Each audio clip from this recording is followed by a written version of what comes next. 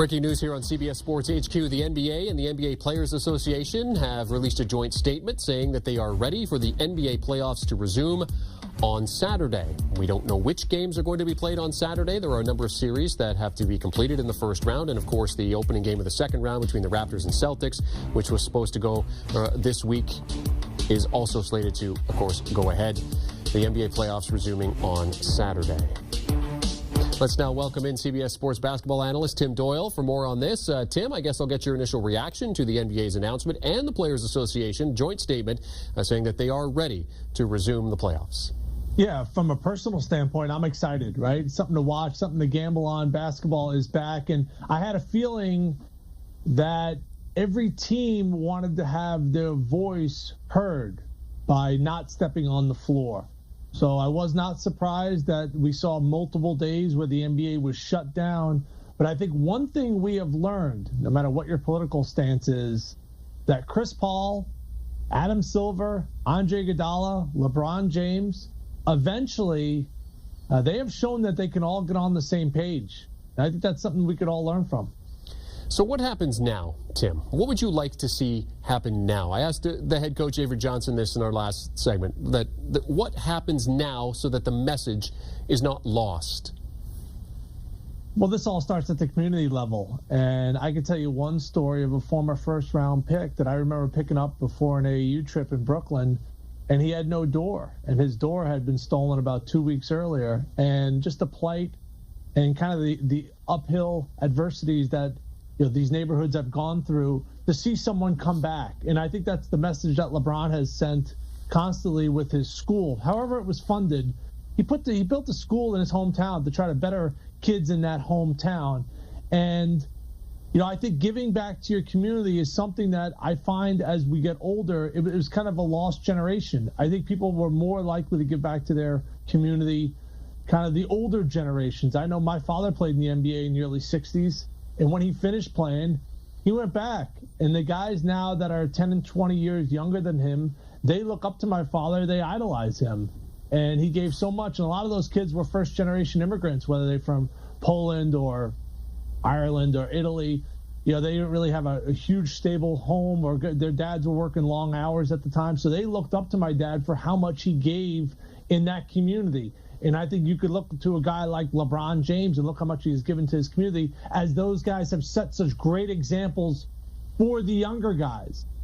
So many guys now are concerned about their brand, right? Making sure that they have the most followers and stuff, but they could have this massive influence. So the one thing that it has shown by not playing in these games is the influence it could have across a national stage. Now these players, let's not forget, these guys are 19, 20, 21, 23. They're very young. I know we look at them because they're millionaires, but we put them on this pedestal. But the fact that they're young, now they're able to recognize that they can go back in their community and have an effect, whether it's on 17 kids, 7 or 4. They need to get back in their community and give back, and that way they could have a lasting effect in their own town or city.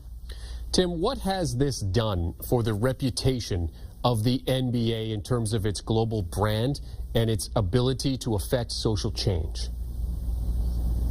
That's a great question, because I'll be 100% transparent. I have had people reach out to me, and they are not thrilled at all the political messages that the NBA is sending. That's their own personal opinion. And in this country, you're allowed to have your own opinion, okay? So a lot of people have been turned off by all the political messages the NBA has sent. That's just a fact. You may not want to hear that, but that is a fact. I think one thing that this has guaranteed done is potentially open the eyes to others out there that there are, social, equalities, or inequalities is rather. So obviously there's a really difficult times for everybody. I'm at home with a handicapped 5-year-old and a 3-year-old. Many of my friends have lost their jobs. Businesses have gone under. And now you're asking grown men to go into a bubble to play a sport without their family or friends around them. And I think emotions, everything is extremely high right now at the professional level, at the personal level. And I think we're going to look back at this year, 2020, and be like, man, that was an unbelievably hard year. But, Jeremy, it's going to go one way or another. And hopefully it keeps progressing in the right manner. But what we saw of the protests of the games We saw it from Elgin Baylor back when he was on the Minneapolis Lakers. We saw it from Bill Russell back when he was on the Boston Celtics. So this is not something new, but will actual change come from it?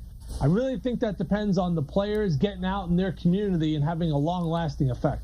And Tim, to your point, setting examples for those younger players who are coming into the NBA, who will come into the NBA, that they can be a part of messaging towards social change. He is CBS Sports NBA analyst Tim Doyle. Tim, great stuff as always. Thank you very much for hopping on with us to discuss the resumption of the NBA playoffs. The league and the Players Association releasing a joint statement saying they are ready to resume games on Saturday. There are first-round series that need to be completed, and of course the opening game of the second round between the Celtics and Raptors. Do you want a sports network that delivers everything that matters about the game? The highlights, the picks, the instant analysis, no yelling, no fake debates, no politics. Hit the subscribe button and never miss a moment.